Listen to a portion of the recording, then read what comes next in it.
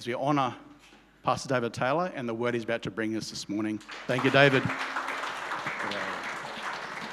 Thank you. Thank you. It's lovely to be here. You can sit down. I'm not used to people standing up for me.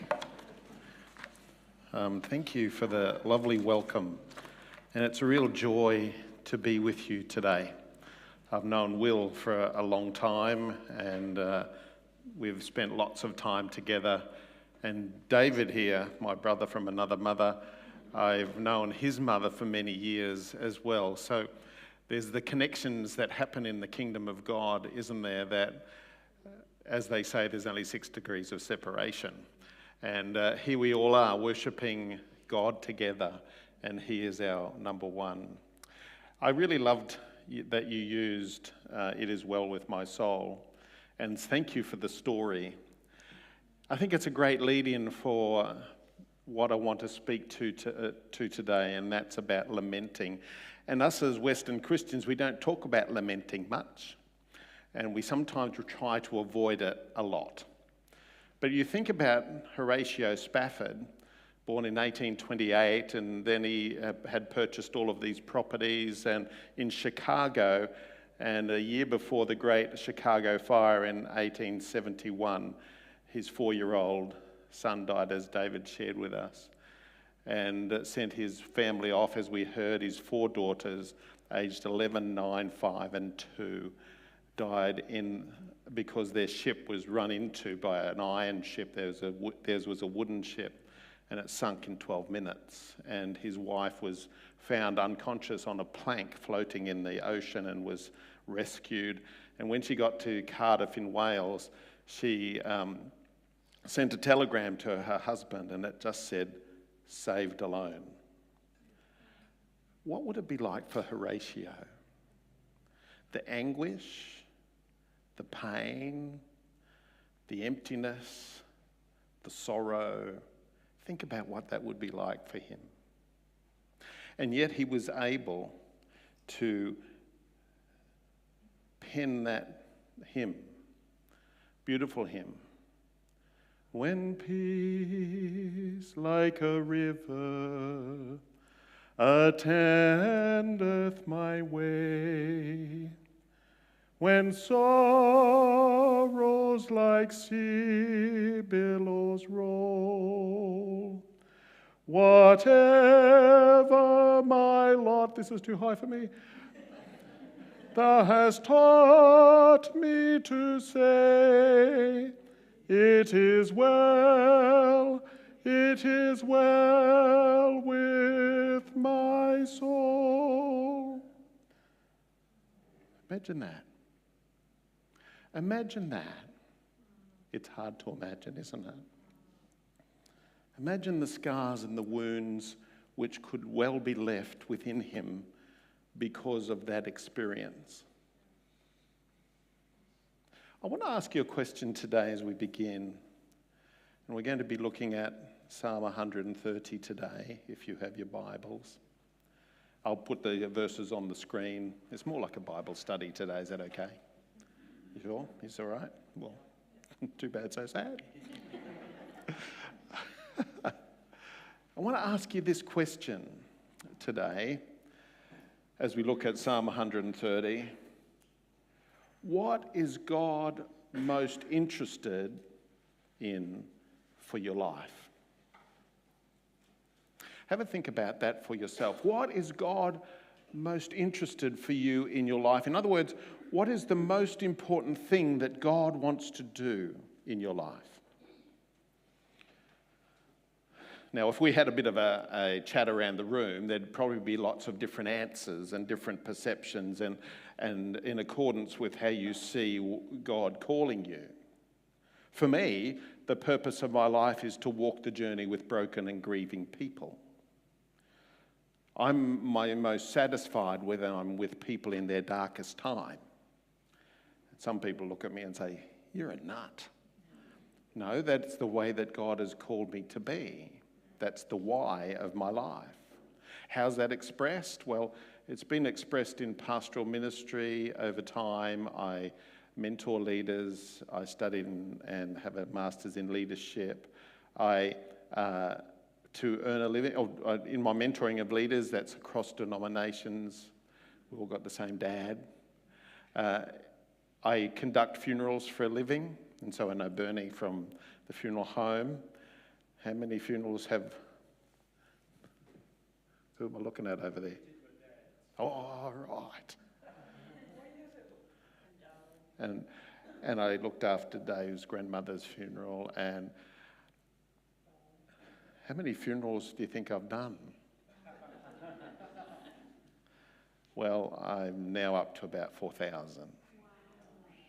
Since July this financial year, I've done just from Friday, it was 211. I love what I do. And not only that, I'm the Deputy Brigade Chaplain to Army Cadets in South Queensland, and so I get to hang out with people who dress up in green uniforms and have hats on and stuff and have play stuff like that. That's a good boy thing to do, but a lot of girls do it as well. So that's the purpose of my life. But what does God really want to do in my life? And I want to suggest something that our Bible college lecturer used to say to us over 30 years ago, and I think it is the point of where God does something in us. God is far more interested in what he can do in you than what you can ever do for him. Have a think about that for a minute.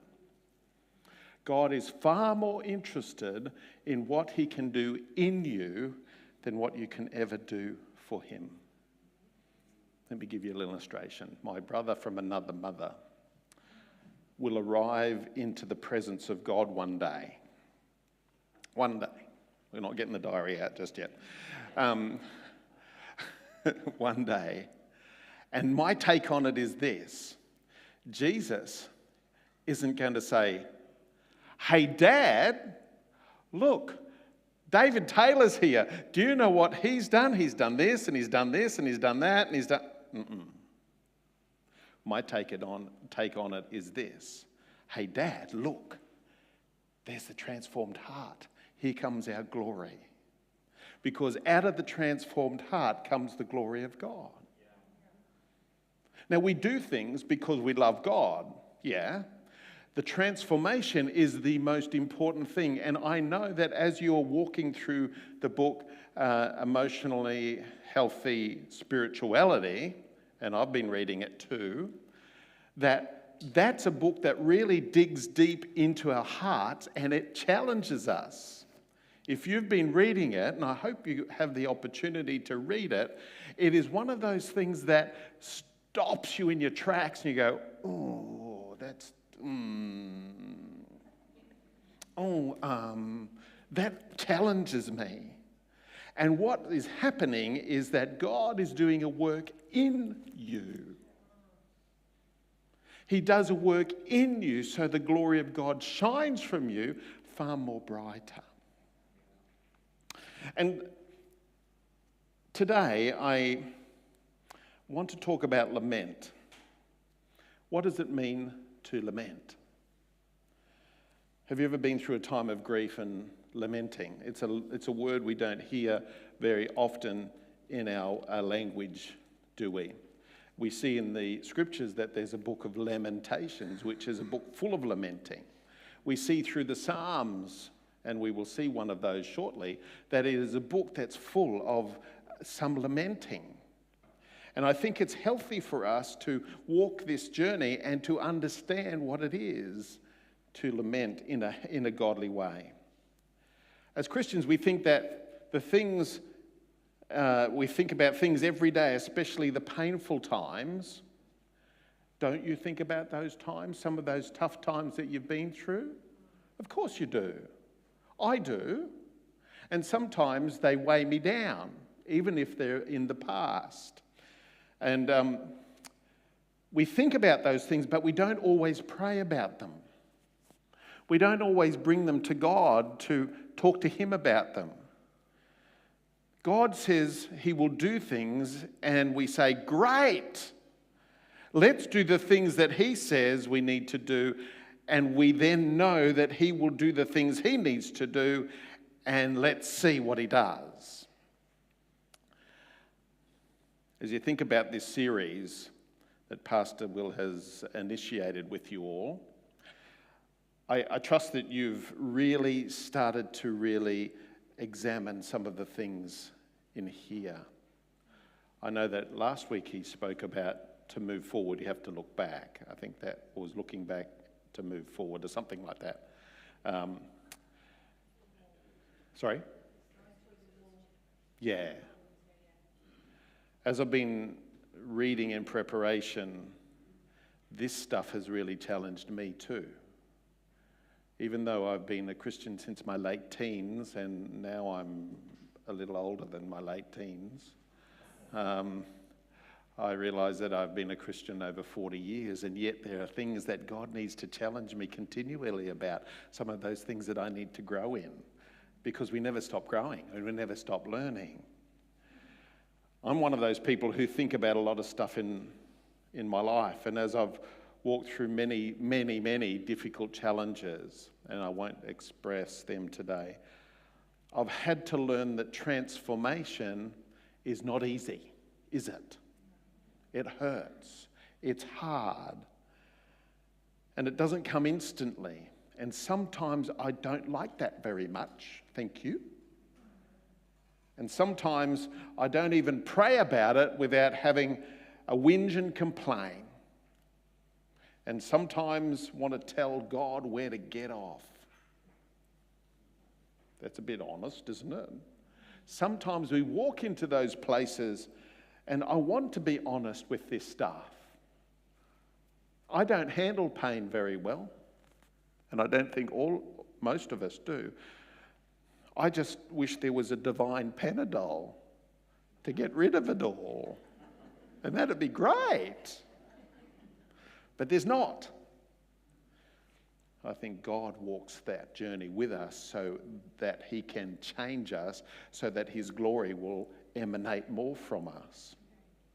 And so we're going to look at Psalm 130. And Psalms, if you understand, is God's handbook for the human heart. And it goes through lots of different things, a collection of responses to very difficult situations that we face in life. And if we shove the emotions down inside and put on the victorious, everything's fine, thank you very much exterior, and you know what that's like when people come and talk to you, or you talk to them and you say, "How are you going today?" "Yeah, fine, thanks." But underneath it's not so fine, is it? We hide those things because we don't want to be vulnerable, and we don't want other people to see those things, because if we show them, then we have to face them. And we don't want to face them very much. And it's incredibly unhealthy for us to do it the way we've been taught to do it, which is the opposite way that God wants us to do it. What do I do with these emotions? And what do we do when we feel lonely? What do we do when we're deeply, deeply grieved in our heart and in our soul? What do we do when life doesn't turn out the way we want it to be or expect it to be? Psalm 130, verse 1 says, is it on? There. Out of the depths I cry to you, O Lord. Here's David speaking to God. Speaking to God out of the depths of his being. What do you do when you're at the bottom? Sometimes I think God needs to allow us to come to the bottom, because the only time we look up is when we're flat on our back. Yeah? And so David comes to this place, and everyone will have to go at some stage in our lives to get to the bottom and to get to the lowest point that really we don't want to go to. Maybe you're at the bottom of your experience today. Maybe you've come here with that thought, "Oh, I don't really want to come today. Oh, I'm just not coping with the stuff that I have to face, or the things that are coming up, and I know they're coming up and I don't want them to come up." and the experiences of life are weighing you down. Do you see David's words? He uses a metaphor for the depths of the sea. He was at the lowest point of his human experience. We don't know what it was in the context of this psalm, but it could be many different things. But David was lamenting, he was mourning, he was grieving. The Psalms help us, through David, to be able to lament ourselves. David doesn't stay in the place where he is whining and just crying out. What he is doing, and just having a pity party, what he is doing is actually praying his emotions. He's praying his feelings. He's bringing them into the presence of God because he needs God to do something with it. Because as Western Christians, we're not too good at lamenting. We want to take the Panadol, we want to escape it, we use distractions, we replace it with other things so that we don't have to lament. This means is that we choose not to try to fix it, but feel it in prayer so that Jesus will finish it.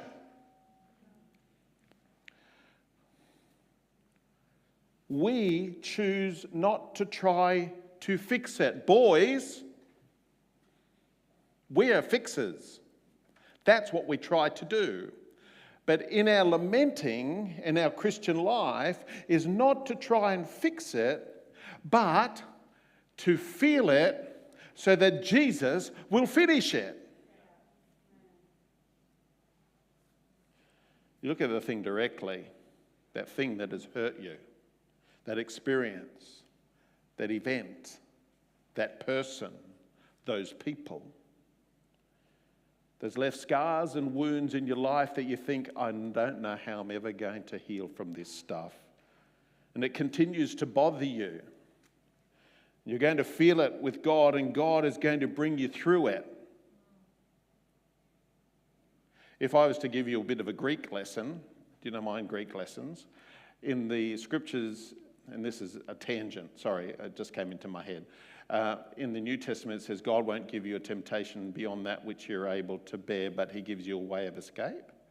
The way, that word, is a little word in the Greek called dia, and it means not to run around the issue that we're facing, not to shortcut the issue that we're facing. The way of escape is to walk straight through the issue that we're facing. And so with God, he will walk through it with us. And he promises to do so. And he never, ever fails on his promises, does he? Does he? Maybe not in our timing, but he never fails. That's what lamenting is. Jewish people were far better at doing this. These days we go to the supermarket and we find potatoes, and potatoes are wrapped in plastic. I remember when I was a young fellow working in agriculture, and you dig potatoes and you put them in a Hessian bag and the Hessian sack. There's a man of my vintage, he knows what I'm talking about. And you'd put them in a Hessian sack and you have the big Hessian sack. Well, what the Jewish people used to do when they were lamenting was they'd they didn't cut armholes in a potato sack and a head hole, but they would wrap themselves in what's called sackcloth, like Hessian. And they would sit in the dirt and say, I'm sad. I'm sad, so I'm going to look the way that I feel. And it's incredibly unhealthy for us to do it the way that we've been taught to do it, which is the opposite. Put a big front on it so that no one sees. And this is how you lament in verse 2. There's only 8 verses. We're only going to do 7, so it won't take too long. So, are you okay? If you, O Lord, hear my voice. Let your ears be attentive to the voice of my pleas for mercy. David is asking for mercy. Have you ever felt like that when you're praying? that you need God to come with that touch of His mercy, that touch that you could be relieved from the stuff that you're feeling and the stuff that you're experiencing. I see it every day when I walk with people who are in their darkest time. From the young mum and dad who have just lost their baby at 34 weeks because the baby's died in utero. For the mum and dad who are just mourning their 3-year-old because the 3-year-old ran out in front of dad's car. Or the mum and dad who were called or were visited by the police because their son had come off his motorbike. And all of these sorts of things, these tragic things of life, I walk with these people and sometimes they're just crying out for some relief from the pain. And sometimes we do that too. God, I need you to hear me. I need you to hear me in my cries of pain. And what happens in verse 3? If you, O Lord, should mark my iniquities, O Lord, who could stand? This is a different tack that David takes, but what this means is iniquities. Do you know what iniquities are? It's sin, but sin means missing the mark. Kind of like archery when you shoot your arrow, but it misses the target. But iniquities are like mini rebellions. You know the right thing to do, but you choose to do something different. That's what David's talking about. We know David and his sin with Bathsheba and killing her husband on the battlefield, or arranging for it at least. We know that the iniquities of his life seem to be big iniquities, but we just have iniquities as well. We know the right thing to do, but we choose not to do it, and we do the opposite. Sin is trying to do the right thing but failing. Iniquity is knowing the right thing to do but doing a different thing. The world is full of rebellions against God. Rebellions against spouses. Rebellions against our kids. Rebellions against our community. Rebellions all around. And if you work with young people as I do, you see this happening in people all of the time. As I speak to a young person who's been bashed by his father, as I see a young person in suicide ideation wanting to kill themselves because the mother just tried to kill herself. With the ones that have been sexually abused, or the ones that are walking through their ADHD and their Asperger's and all of the different things that we face today, their anxiety and depression, and they just don't want to live anymore.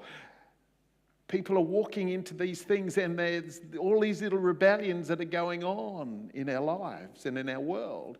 We see it on a big scale in the Ukraine. We see it on big scales in other things in our world.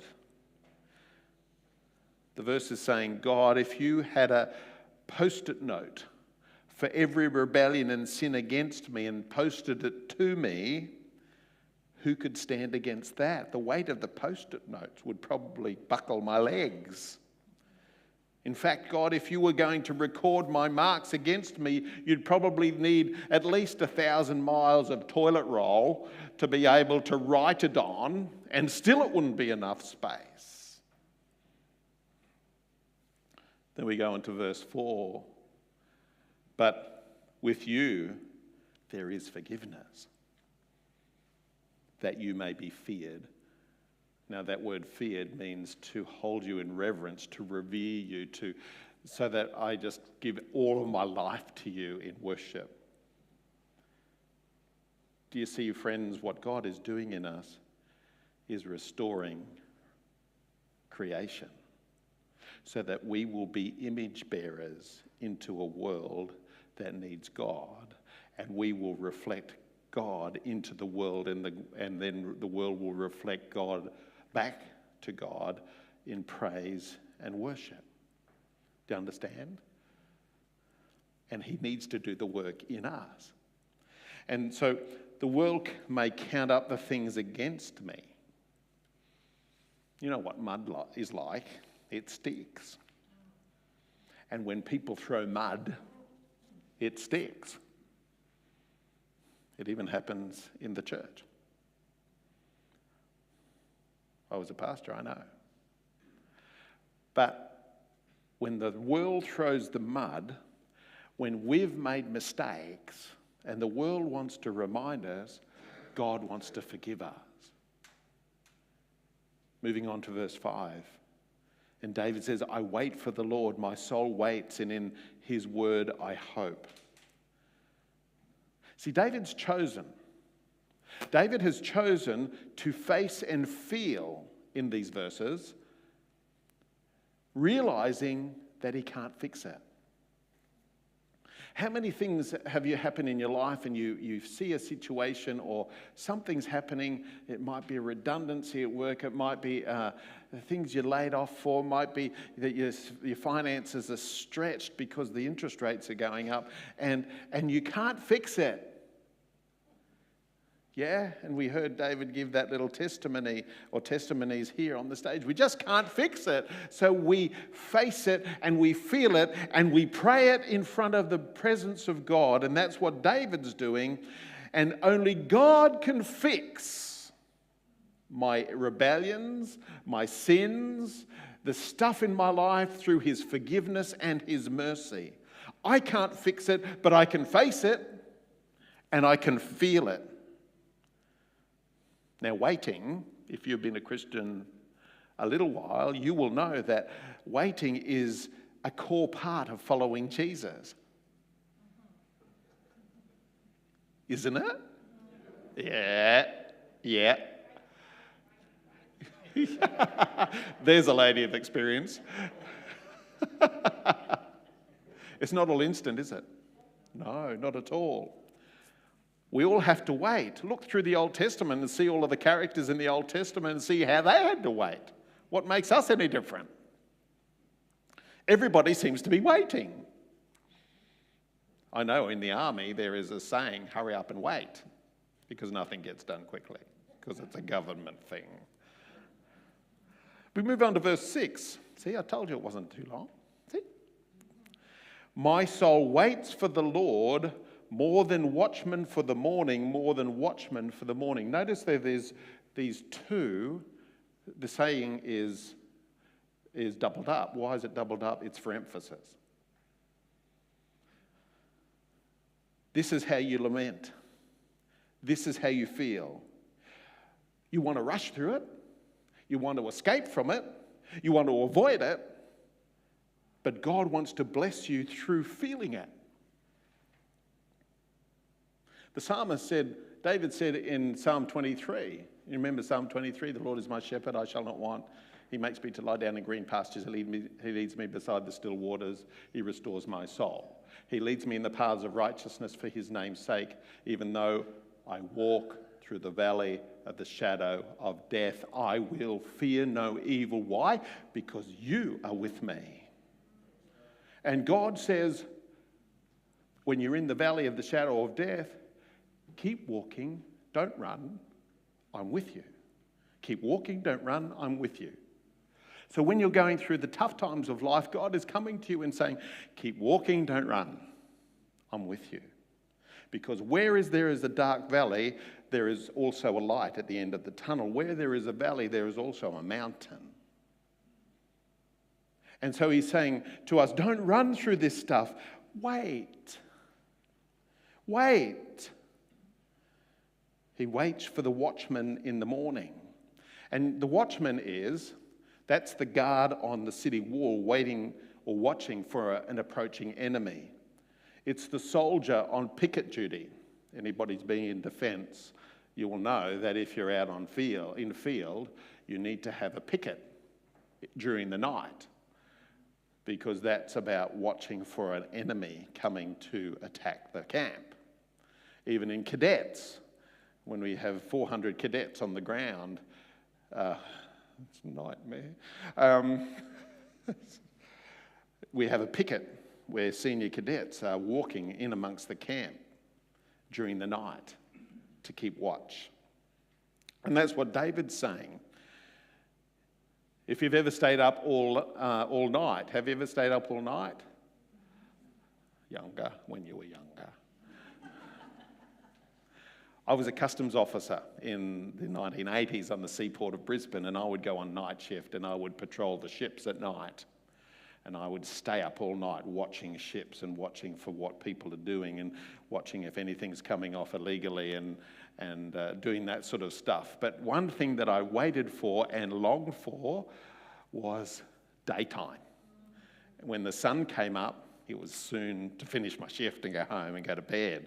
But when we stay up all night, something that we long for is the dawn. Because in the dawn is a freshness that comes. Yeah? I'm going to wait for God. He's going to do the things he said he would do. So I'm going to watch for it. I'm not going to try to distract myself through other things. I'm not going to I'm going to face it and I'm going to feel it. I'm going to wait for God.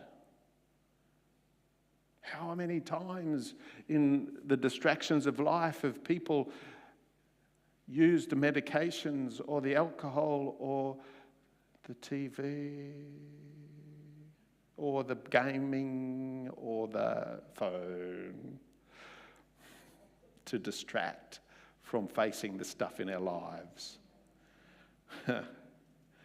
Is a grammar lesson. I've done one Greek lesson, I've got to do a grammar lesson. In this verse, there is no sentence.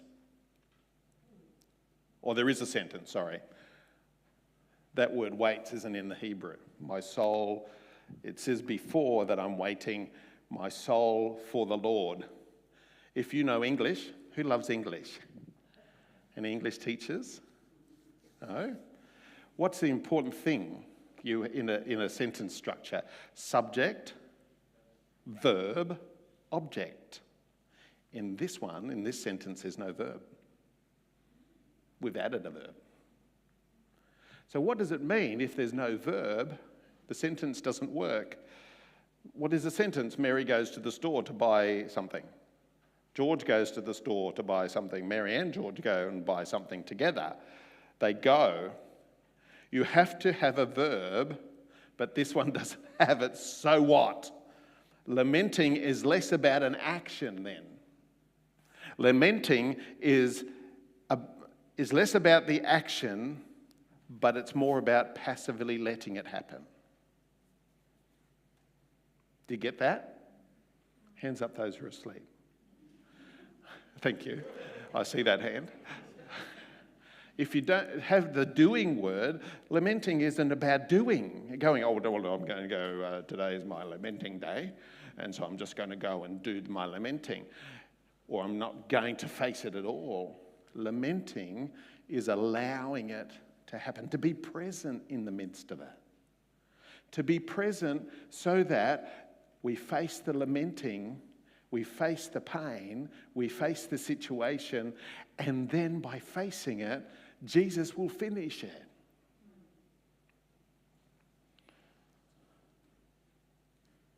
Lamenting is something that your brain and your emotions want to do, but it's something that we try to stop from doing or happening. So my encouragement to you is when you're walking through a time that's tough and you're sad, let the sadness be there. Be present with it. I say that to people all of the time. When they start to cry in front of me, I'm sorry. I said, it's okay. Let it happen. Be present in the midst of it. Because in the presence, you walk through it and you come to a healing after it. Passively feel your feelings and God sees. God sees all of it. Verse 7, O Israel, hope in the Lord, for with the Lord there is steadfast love, and with him is plentiful redemption. There is steadfast love. It's not just this passive love, it's steadfastly shown towards you at all times, 24 hours a day, 7 days a week, 365 days a year, for all of your life and for all of eternity. The steadfast love of the Lord is shown to you, and it's actively given to you. And his redemption, he's rescuing you from the evil one, and rescuing you from stuff in life, and rescuing is something that is plentiful.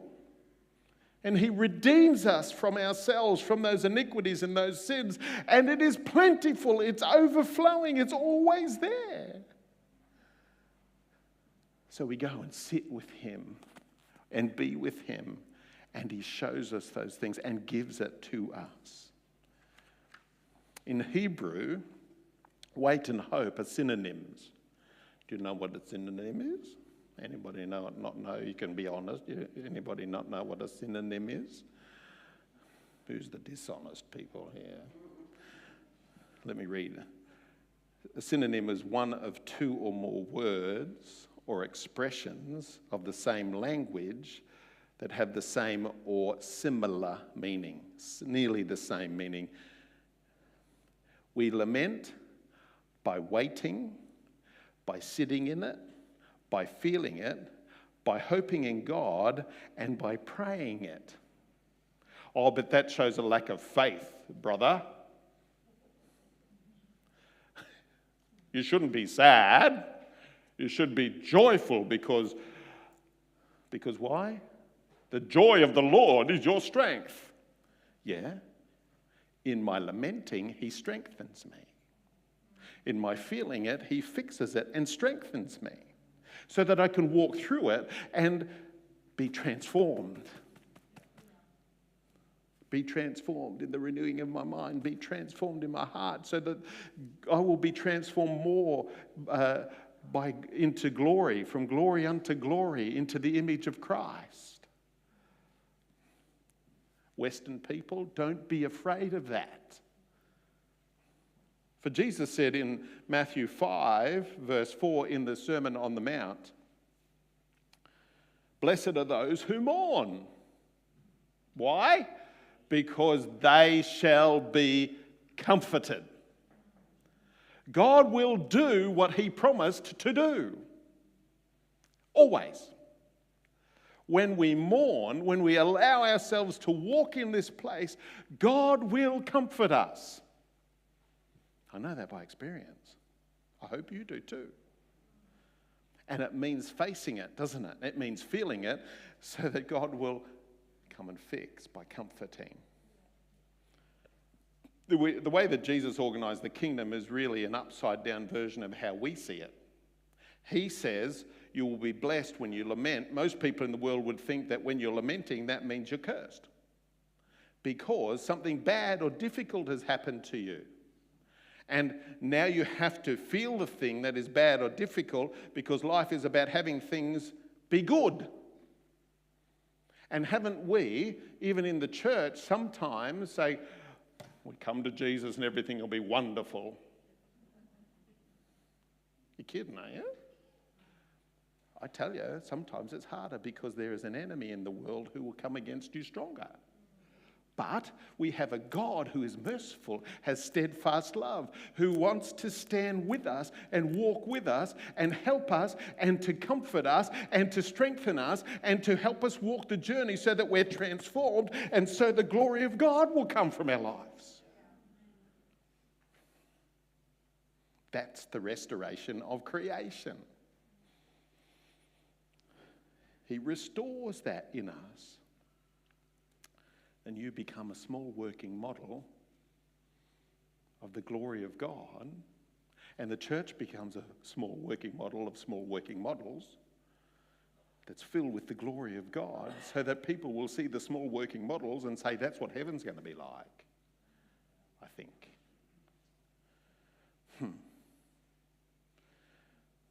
Most people in the world say that it's wrong. Jesus is upside down and says, no, that's the right way to do it. He said that you are blessed when you choose to mourn, when you choose to grieve, when you choose to lament, because when Christians choose to lament, they choose to do what the Bible says, and they choose to do what God says, and God's promise is that he will comfort them. And it's really true. You really are blessed. You're not blessed when you don't mourn because you're not doing the thing that God said you should do. Do you get it? And you are blessed when you do mourn because God will comfort you. The problem is that we try to comfort ourselves when we get into a really upsetting situation. We're experts in comforting and distracting ourselves, as I alluded to before. We're experts in getting those little blanket things on and snuggling in the lounge and putting our feet up and having a cup of tea or something that's comforting, a hot chocolate. And the society has trained us to comfort ourselves by getting into those comfy clothes, by getting into the comfy position with ice cream or snuggling in front of the TV and watching Dr. Netflix. And having maybe a little bit of one square of chocolate at a time. I'm not saying there's anything wrong with doing those things. Not at all. What I'm saying is they're not the solution. God's the solution. And it's okay to be in comfort mode. It's okay. Sometimes we just really need it, don't we? When we're struggling and we just don't want to wake up in the morning, or we just want to lie in bed for a while. Don't seek comfort in yourself because it won't work. Seek out the thing that makes you uncomfortable and handle it with God. Pray your feelings. Bring them into his presence. If you couldn't handle it with God, he would not have allowed it. If you couldn't handle it with God, he would not have allowed it in your life. If it's in your life, he wants you to get through it with him. And the way you get through it is by lamenting. You seek to grieve, to mourn, to feel, because lamenting means choosing to see that I can't fix it, so I'm going to feel this until Jesus finishes theirs. Be present with it. And then with others, when they're going through their things, be present with them. We give people all those little cliches. Never mind, dear, everything's going to be better. I remember a church I came out of and I got spiritually abused and shafted, if you like. And one lovely lady, she's a real lovely, godly lady, and she came up to me and said, Pastor David, don't you know that God's got greater things for you yet? I knew she was a good intention. And I said to her, I understand what you're saying, but what if he doesn't? Is that okay? It has to be okay. It doesn't matter whether God got greater things for me or nothing. It doesn't matter if he has or he hasn't. As long as I have him, that's the greatest. So when people are walking through their stuff, don't give them the cliche. Don't give them the, never mind, dear, everything will be all right stuff. Stand with them. Even don't talk to them very much, but be present with them as Jesus was. And we read in Matthew 9, he went about all the cities and villages preaching the gospel of the kingdom and proclaiming the gospel of the kingdom and healing every sickness and disease. And he saw the crowds and had compassion on them, seeing them as helpless and hapless, like sheep without a shepherd. And he said, the field is white for harvest. Pray the Lord of the harvest so that he will send workers in the harvest field. What is the harvest? Where people are broken, where they're downtrodden, where they're helpless, they have no direction. Be present with people. Love them. Care for them. Walk with them. And that's the work of Jesus. because we come with our stuff to face with him, because then he will finish it. He will fix.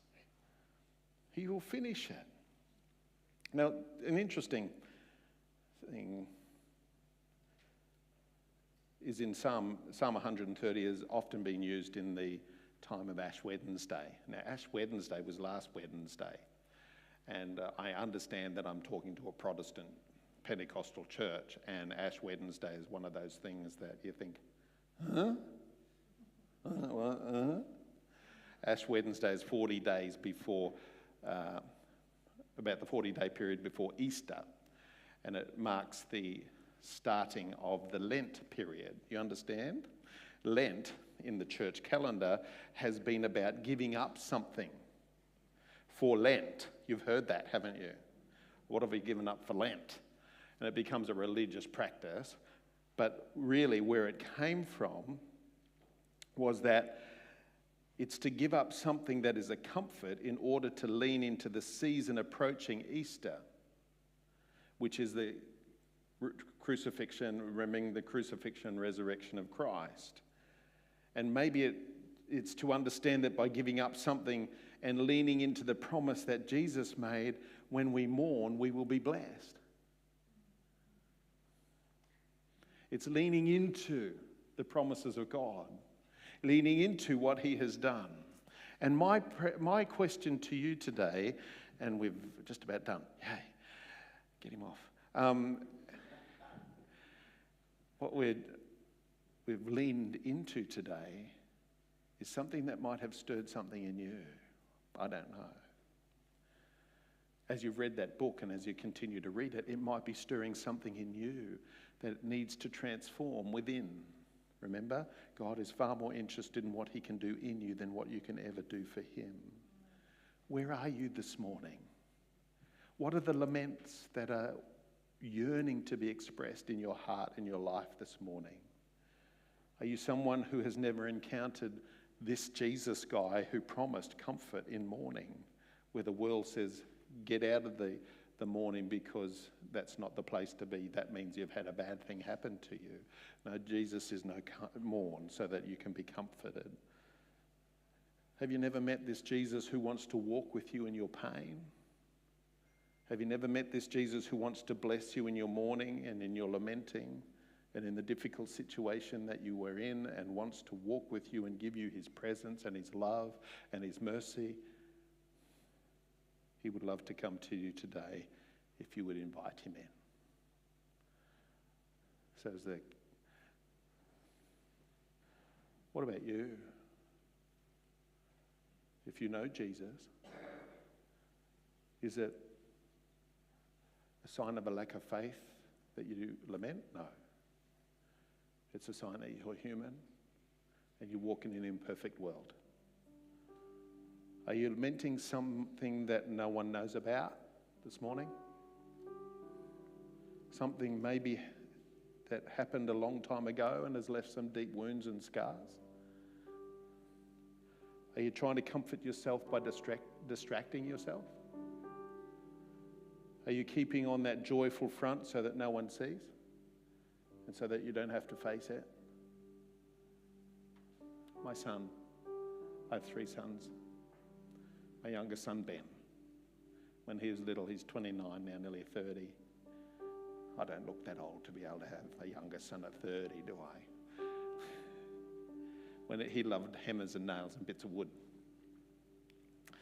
And he came to me one day and he got a splinter in his hand. And he said, Daddy, I got a splinter in my hand, it hurts. What does Daddy want to do? Get the needle and say, come over here, son, and I'll dig it out for you. No. Daddy, no. Put a Band-Aid on it, Daddy, and it'll all be okay, especially if it's a Mickey Mouse Band-Aid. You and I know that under the Band-Aid it gets pussy and sore. And it's not until you rip the Band-Aid out and dig out the source of the infection, which hurts a bit more, will the wound begin to properly heal. All of us have wounds. From experience, from circumstance, from people, from broken relationships, from failed jobs, from failed finances, whatever. All of us have wounds. When we face the wound and the pain and we feel it, Jesus comes to heal it so that you can live life that's transformed. I want you to just close your eyes and think about your life. Think about where you're at. And I'm inviting you today to face the stuff. I know that lots of minds are thinking about stuff. I can sense that there's this cobweb of stuff. I can sense and I can see a picture that someone is trying to see through, but it's just this mass of like spider webs. And it's so difficult and frustrating. You just don't know what to do. If it is that you've never received this Jesus who promises you comfort when you mourn, who promises you steadfast love and a presence through all of the stuff of life, he invites you this morning to come to him and face your stuff so that he can finish it for you. Is there, just from your seat today, is there anyone who's never received Jesus and would say to Jesus, I want you. I want you to be this God, comforting God. I want you in my life. If you would just raise your hand for us to see. Thank you. Is there anyone else? You can put your hand down, it's okay. Is there anyone else? For this person who has admitted and facing stuff in life, I'm just inviting you as a person to say to Jesus, Jesus, come into my life. Come in and make me clean. Come in and help me to face the stuff in life and come in and finish it for me. Come in and heal me. Come in and give me love and acceptance and mercy. I pray over that person who has had the bravery to put their hand up today. God, would you come upon her life and bless? Would you come into that place where it's lacking and bring fulfillment, where it's frustrating, where it's sad, where it's lonely, where it's painful?